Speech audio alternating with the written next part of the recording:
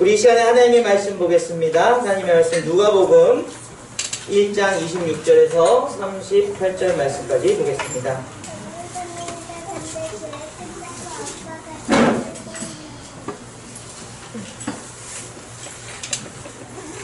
누가복음 1장 26절에서 38절 말씀까지입니다. 신약성경 86페이지에 있습니다. 우리 다 찾으셨으면 교독해서 읽겠습니다. 제가 먼저 읽습니다. 여섯째 달에 천사 가브리엘이 하나님의 보내심을 받아 갈릴리 나사렛이라는 동네에 가서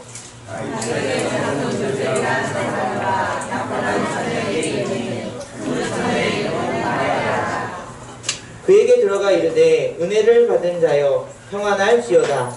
예수께서 너와 함께 하시도다 하니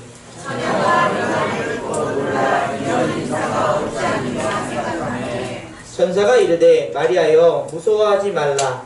내가 하나님께 은혜를 입었느니라.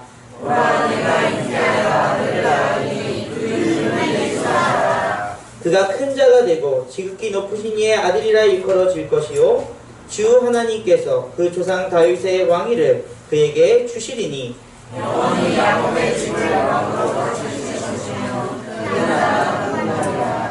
마리아가 천사에게 말하되 나는 남자를 알지 못하니 어찌 이 일이 있으리까? 천사가 말하되 성령이 내게 임하시고 지극히 높으신 이의 능력이 너를 거치시니 이러므로 다시가 거룩한 이는 하나님의 아들이라 일컬어지리라. 보라 내 친족 엘리사벳도 늙어서 아들을 배었느니라. 본래 임신하지 못한다고 알려진 이가 이미 6달이 되었나니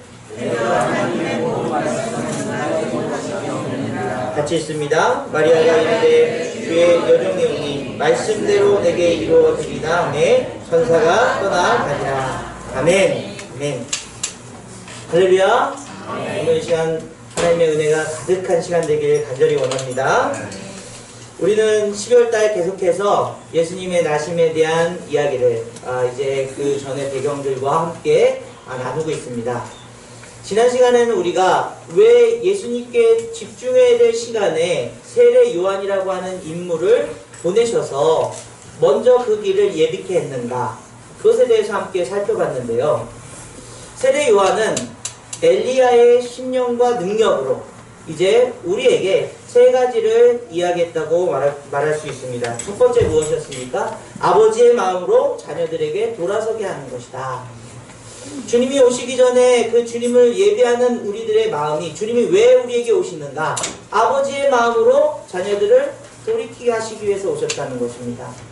그래서 우리가 주님의 말씀을 들을 때에는, 이제 주님의 그 뜻을 깨달을 때에는 항상 기쁘고 항상 즐거운 것만이 아니라 때로는 우리의 심령을 찌르고 또 우리가 낮아지게 하시는 그런 사건들, 그런 마음들이 있는다 할지라도 우리는 그런 아버지의 음성을 듣고 그 음성을 따라 살아갈 수 있는 그런 귀한 인생들 되어야 된다는 것입니다. 두 번째로 순종치 않는 사람들이 의로운 사람의 지혜를 갖게 한다.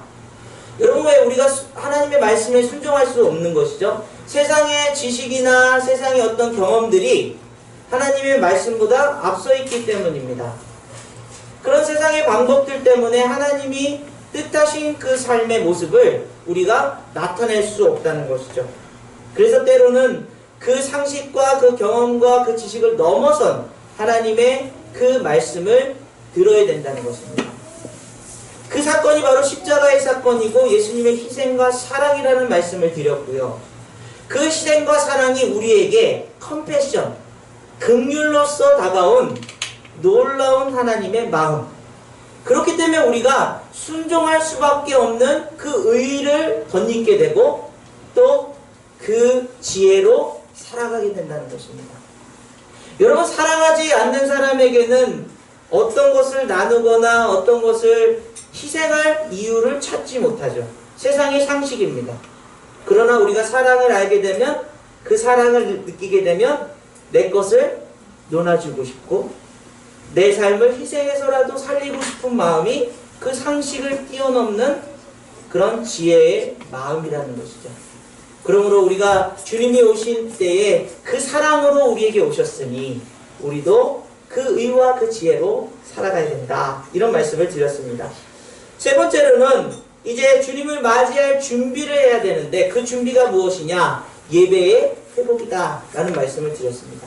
엘리야가 무너진 제단을 다시 수축하고 하나님 앞에 그렇게 제사를 드렸던 것처럼 우리의 삶의 기본 예배를 하나님과 깊은 교제로서 나누는 삶.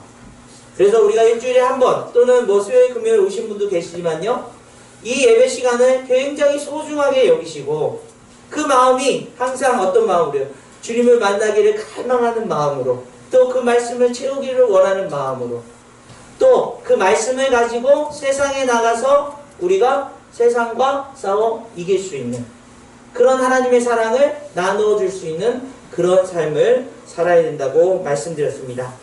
그래서 이 세례 요한은 엘리야의 심령과 그 능력으로 우리에게 그 주님을 그런 마음으로 기다릴 때에 주님은 우리에게 아버지께로 돌이키게 하고 또 의의 옷과 순종의 삶을 살게 하는 지혜를 갖게 하고 예배가 회복되는 귀한 역사를 부어주실 줄 믿습니다.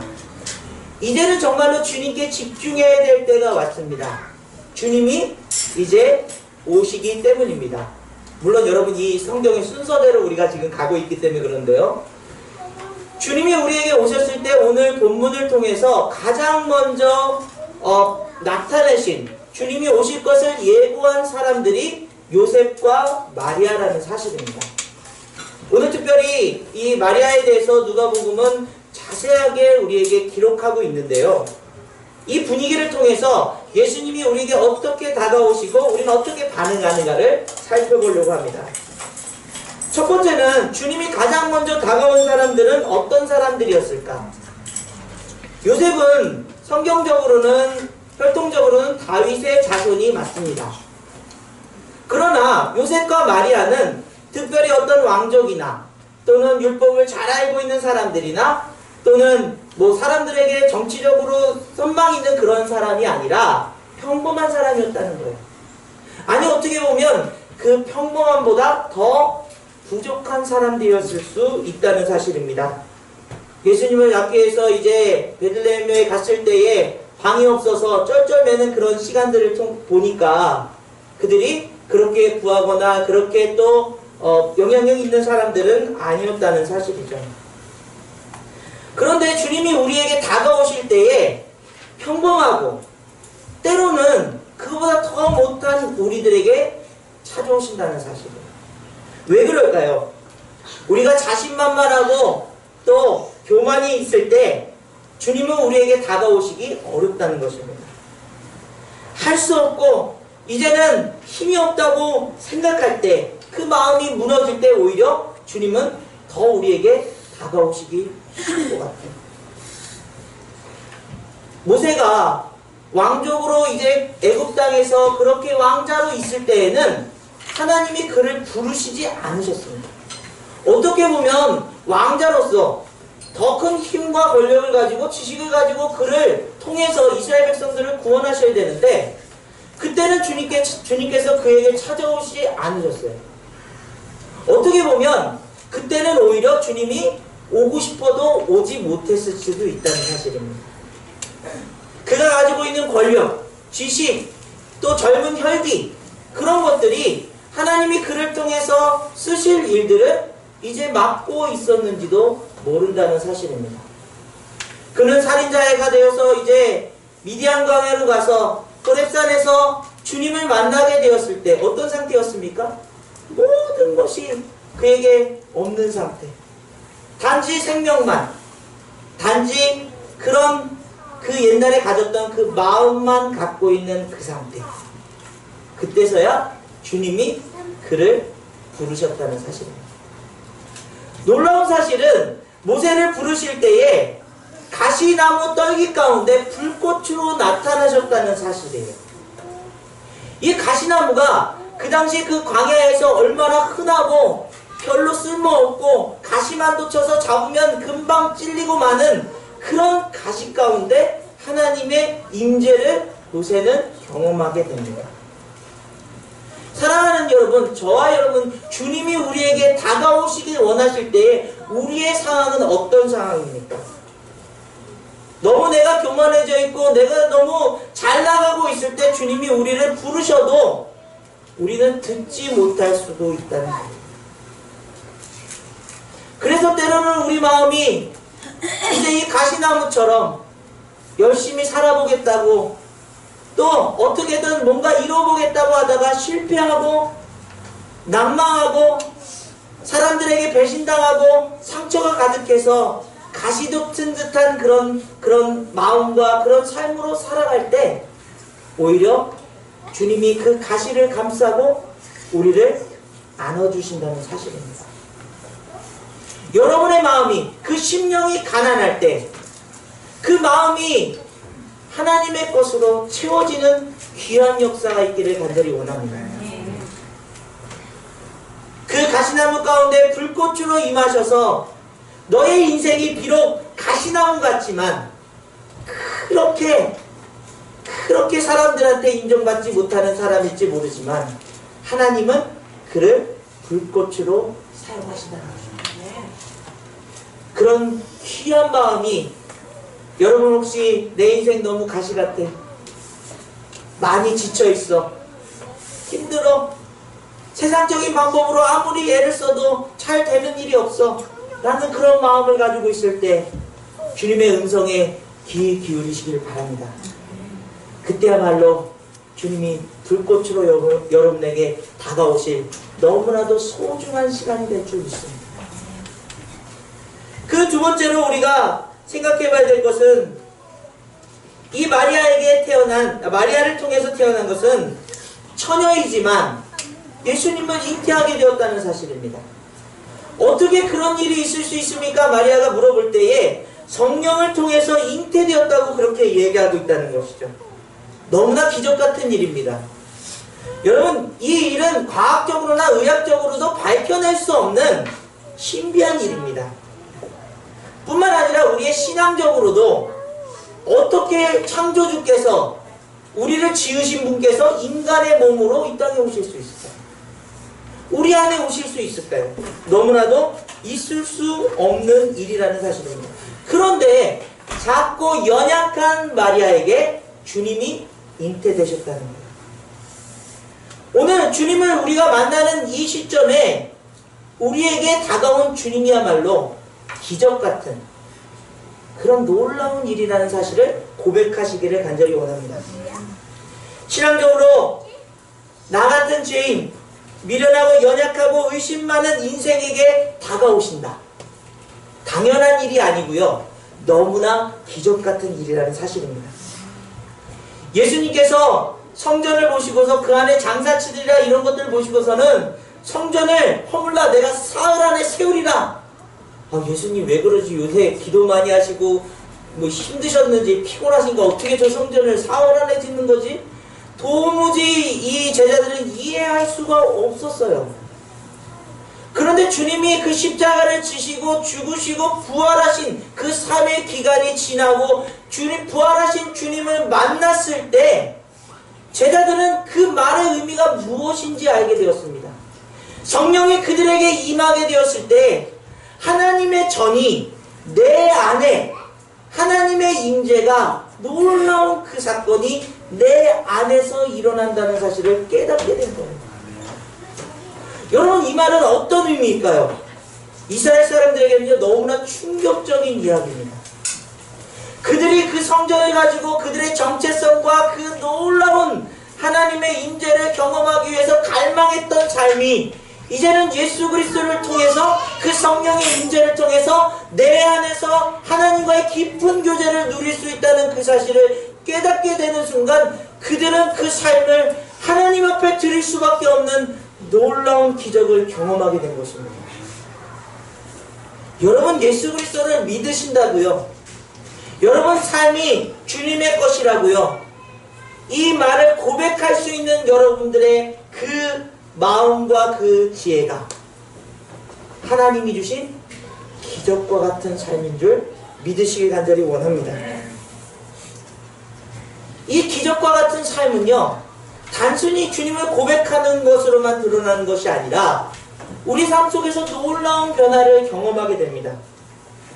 예수님께서 제자들을 부르실 때에 누가복음은 아주 상세하게 기록한 것 중에 하나가 제자들에게 고기를 잡고 있을 때 깊은 곳에 그물을 던져라, 이런 이야기를 하고 있는 것을 보게 됩니다.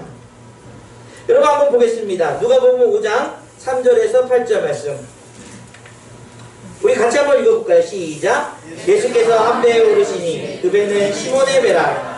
육지에서 조금 떼기를 칭하시고 앉으사 배에서 무리를 가르치시더니 말씀을 마치시고 시몬에게 이르시되 깊은 데로 가서 그물을 내려 고기를 잡으라. 시몬이 대답하여 이르되 선생님, 우리들이 밤이 새도록 수고하였으되 잡은 것이 없지만은 말씀에 의지하여 내가 그물을 내리리다 하고, 그렇게 하니 고기를 잡은 것이 심이 많아 그물이 찢어지는지라. 이에 다른 배에 있는 동무들에게 손짓하여 와서 도와달라 하니 그들이 와서 두 배에 채우매 잠기게 되었더라.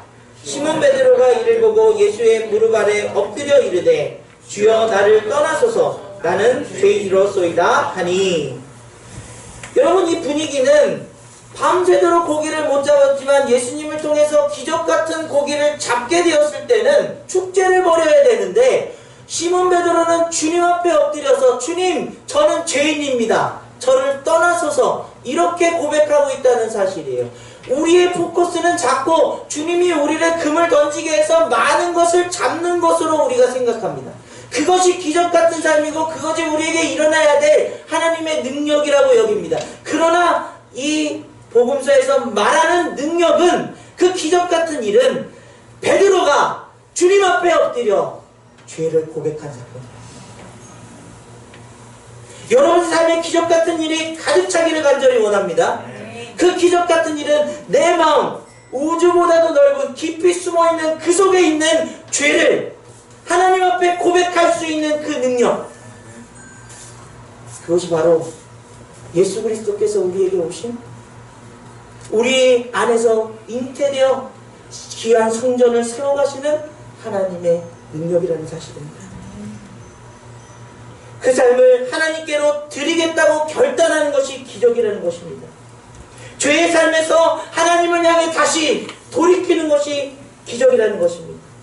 여러분, 그 기적을 맛보면서 살지 않으시겠습니까? 오늘 본문은 대저 하나님의 모든 말씀은 능하지 못하심이 없느니라. 우리의 삶 속에서 하나님의 기적같은 그 말씀이 임하셔서 여러분의 삶을, 주님, 저는 변할 수 없어요, 제 상처는 치유될 수 없어요, 저는 이런 사람입니다, 그렇게 굳어졌던 마음들을 녹이사 이 마리아에게 고백했던 것처럼 말씀은 능하심이 없다는 하나님의 그 음성을 들으사 그 말씀대로 살아가는, 그 말씀의 능력대로 살아가는 저와 여러분들에게 간절히 원합니다.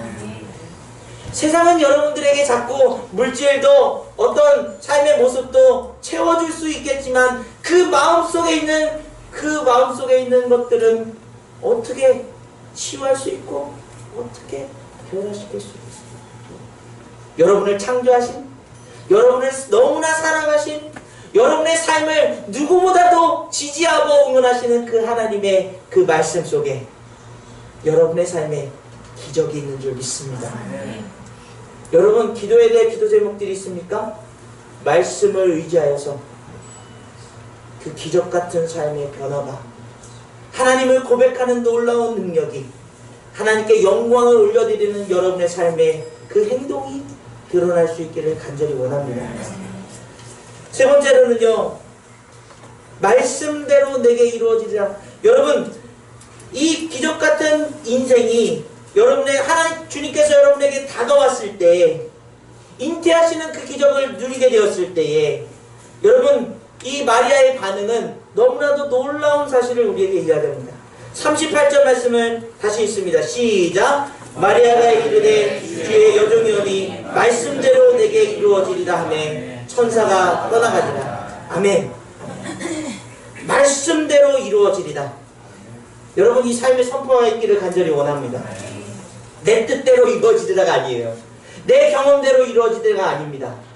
주님이 우리에게 다가와 주님은 우리의 주인 되심을 고백하고 살아가는 인생들, 이제는 우리 삶이 기적같은 인생이라고 고백하는 모든 이들이 선포해야 될 그 말은 주님 그 말씀대로 이루어지리다. 이 당당함, 이 거룩함이 이 삶의 모습이 있기를 간절히 원합니다. 시편 중에서 가장 긴 그 시편이 시편 119편입니다. 170 몇 절까지 있는데요. 여기의 내용을 가만히 살펴보면 놀라운 사실을 발견하게 됩니다. 우리 PPT 넘겨주세요. 우리 시편 119편 28절을 먼저 읽어보겠습니다. 시작. 나의 영혼이 눌림으로 말미암아 녹사오니 주의 말씀대로 나를 세우소서. 이 말은 이 시편 119편은 주의 말씀대로 하는 그 주제를 가지고 우리 삶 속에서 하나님의 자녀들이 살아가야 될 그 모습을 우리에게 전하고 있는 것입니다. 나의 영혼이 어디 가서도 위로받지 못하고 세상 속에서 정말 시들어가고 있을 때 주의 말씀대로 나를 세우소서. 여러분 이런 울부짖음 이런 고백이 있으셨습니까? 내 인생 맨날 왜 내 마음은 그렇게 우울해? 외로워? 힘들어? 그런 고백을 우리가 그런 푸념을 하고 있을 때 하나님을 믿는 주님이 우리에게 다가와 우리 안에서 성전을 세우시는 그 주님이 말씀하십니다. 주의 말씀대로 우리를 세워주실 줄 믿습니다. 41절 보겠습니다. 시작. 여호와여 주의 말씀대로 주의 인자하심과 주의 구원을 내게 임하게 하소서. 아멘. 주의 말씀대로 그 인자하심과 그 구원하심이 내게 임하기를 원합니다. 우리 인생이요, 병들고 시들어가고 또 아플 때 죽음을 생각하고 이별을 생각합니다. 그때 되면 그렇게 우리 마음속에서 어떤 생각이 들죠? 껄껄껄.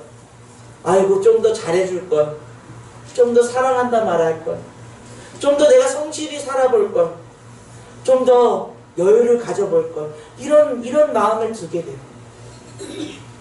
그러나 여러분 지금 우리는 늦지 않았습니다. 주의 말씀이 우리 안에서 그 생명으로 구원으로 우리를 일으켜 세우실 때에 여러분에게 새로운 생명과 그 삶을 부어주실 줄 믿습니다. 그러므로 우리는요, 여기 나와 있는 말씀처럼 내가 전심으로 주께 간구하였으니 주의 말씀대로 내게 은혜를 베푸소서. 하나님이 여러분의 삶의 매 순간마다 그 말씀대로 은혜를 베풀어 주시기를 간절히 원합니다. 우리 삶에 일어나는 일들을요, 여러분 내 방식대로 자꾸 풀어내지 마시고 바라보지 마시고요, 주님의 말씀을 우리 안에 채우시길 바랍니다. 주님이 이 땅에 오셔서 왜 우리를 위해서 죽으셨는가, 부활하셨는가, 우리에게 어떤 삶을 명령하셨는가, 그렇게 살아가도록 누리도록 인도하셨는가, 그 놀라운 은혜를 깨닫게 되었을 때 여러분의 삶을 다시 해석하게 되는 거예요. 그리고 여러분은 선포합니다. 지금 이런 상황이지만 주의 말씀대로 저를 지켜주실 줄 믿습니다. 이런 어려움이 우리에게 있지만 주의 말씀대로 주님이 그 길을 인도해 주실 줄 믿습니다. 여러분의 그 삶의 신앙의 힘은요, 말씀 안에 있어요. 말씀이 육신이 되어 이 땅에 오신 그 예수 그리스도 안에 있음을 믿습니다. 여러분 이런 삶을 통해서 하나님이 예수 그리스도를 여러분에게 이 땅에 보내주신 그 놀라운 축복을 누리시기를 간절히 원합니다. 그런데요, 여기까지는 많은 사람들에게 위로와 그 마음을 주는 말씀으로 끝나버리면 안 된다는 거예요. 여기까지 우리가 하나님 맞아요, 제 삶에 이런 것도 필요하고요, 좀 위로도 필요하고요, 능력으로 좀 살아가는 그 힘도 필요합니다, 도와주세요, 이렇게 결론을 맺으면 진정한 그리스도인의 삶이 완성되지 않습니다. 어디까지가 완성인가? 31절 말씀을 같이 읽습니다. 시작. 보라 내가 잉태하여 아들을 낳으리니 그 이름을 예수라 하라. 우리 삶이 주님이 우리 안에 오셔서 성전을 세우시고 그 삶으로 하나님의 놀라운 삶의 열매들을 맺어갈 때에 그 열매는 무엇이라고 선포하라고요? 예수가 그렇게 살아냈더니 주님 제가 이런 열매 이런 모습 너무나도 감사해요. 잘 살아볼게요. 이것으로 결론을 맺으면 우리는 그냥 하나님을 도움을 받기 위한 존재로 그렇게 여기는 거예요. 하나님의 주권을 인정하고 하나님이 우리 삶을 인도하셨을 때에 하나님께서 우리에게 주신 삶의 그 열매들은 예수 그리스도의 이름으로 우리가 높여드리는 놀라운 그 삶의 고백이 있어야 된다는 사실입니다. 여러분 위로받고 회복하셨습니까? 그러면 그 이름을 찬양하시기를 간절히 원합니다. 여러분 고통에서 벗어나셨습니까? 그러면 주님께서 내 삶을 통해서 그렇게 우리에게 보여주신 그 손길임을 그렇게 고백할 수 있기를 간절히 원합니다. 결론은 예수여야 됩니다. 여러분은 여전히 고통 속에서 어려움을 겪고 있습니까? 그럼에도 그 결론이 인기하여 보라 그 이름을 예수라 하라. 주님이 우리 삶에 그 삶을 통해서 역사하시고 열매 맺는 모든 것들이 예수 그리스도의 이름으로 그렇게 빛날 수 있도록 살아가는 저와 여러분들에게 간절히 원합니다.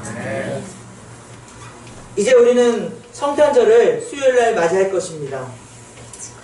주님이 나심을 예고하고 우리에게 다가오실 때에 여러분 오늘 삶에 혹시 가시돋친 그런 마음이 있다면 불꽃처럼 다가오실 주님을 기대하고 마음을 활짝 여시기를 간절히 원합니다. 그 다가오심이 우리 안에서 성전을 세우사 기적 같은 삶으로 우리를 인도해 주실 줄 믿습니다. 그 삶을 통해서 우리가 말씀대로 이루어지는 하나님의 놀라운 그 역사를 함께 동참하고 그 열매를 예수 그리스도의 것이라고 고백할 수 있는 저와 여러분들에게 간절히 원합니다. 우리 찬양으로 고백드리겠습니다. 찬송가 289장인데요. 6장입니다. 286장인데요. 조금 우리 아이들도 모를 수 있는데 우리 같이 한번 부르면서 이 찬양 가사를 생각하시면서 고백드리기 원합니다.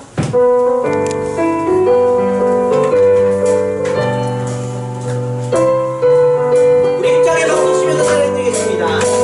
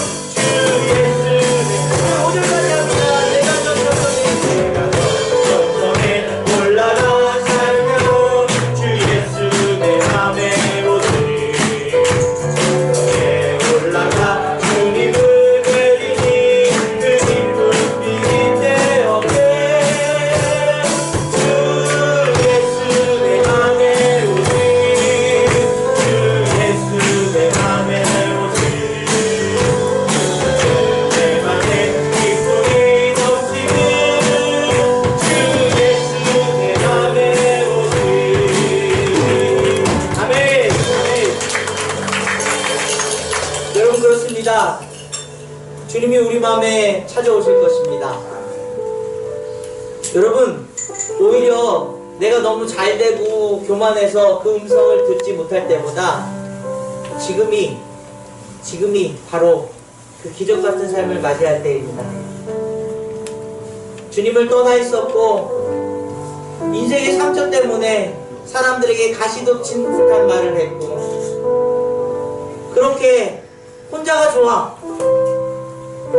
삶에 희망도 없이 살아갔던 우리의 마음들을요 주님께서 따뜻한 불꽃으로 감싸주실 것입니다. 예수 그리스도께서 이 땅에 오심은 그 선물을 주시기 위하십니다.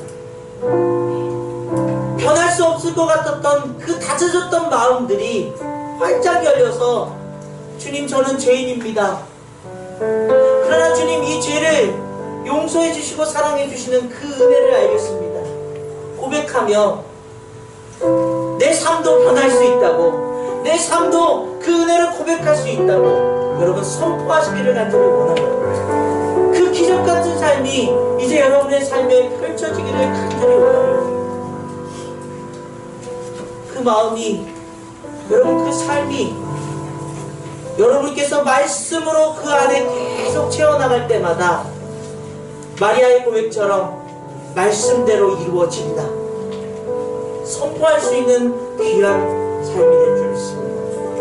오늘 이렇게 기도했으면 좋겠습니다. 주님, 오늘 시간 통해서 주님이 내게 다가오심이 나 같은 인생 연약하지만 부족하고 무지하지만 그럼에도 그 놀라운 기적을 보여주옵소서. 그 말씀대로 우리에게 이루어짐을 주님 선포하고 깨닫게 하여 주옵소서.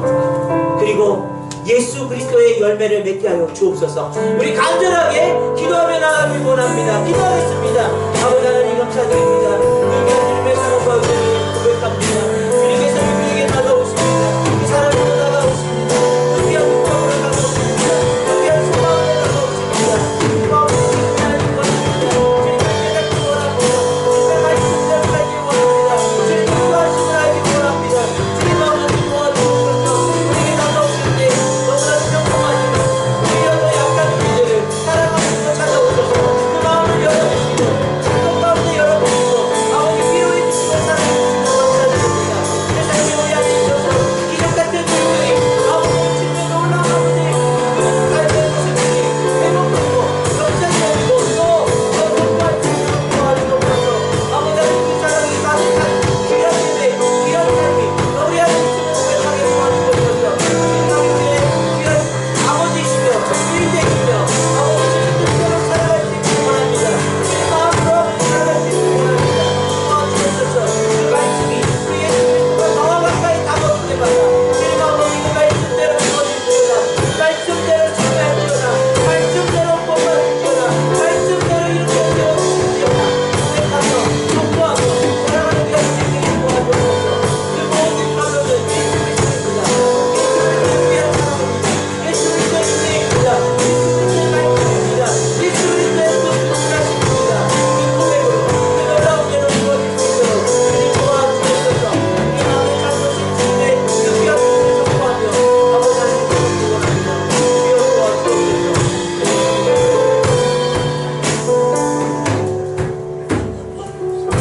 약하디 약한 우리들에게 찾아오셔서 그 마음을 열어주시고 불쌍한 우리들을 거두어 주심을 감사드립니다. 미련하고 약한 가시돋친 인생 같은 우리들을 귀한 사랑으로 감싸주시사 당신께서 십자가에서 그 피 흘리심으로 그 가시에 찔리셨지만 그 구원하심의 부활을 우리에게 보여주시며 그 기적같은 삶을 살아가도록 생명과 구원하심으로 인도하여 주심을 감사드립니다. 우리 인생 이제 하나님의 것이기에 하나님의 귀한 뜻과 그 영광과 존귀와 능력이 우리 삶에 나타날 수 있도록 도와주옵소서. 주님을 바라보며 주님께 더 가까이 나아갈 때마다 말씀으로 채워주시고 그 말씀대로 선포하며 살아갈 수 있도록 도와주옵소서. 마리아의 고백처럼 말씀대로 우리의 삶에서 이루어질지어다 선포하며 살아가는 인생 되게 도와주옵소서. 우리 인생의 모든 결론은 예수 그리스도입니다. 그분의 능력이고 그분의 사랑이고 그분의 긍휼하심이고 그분의 위로이며 그분의 승리입니다. 그 고백으로 살아갈 수 있도록 도와주옵소서.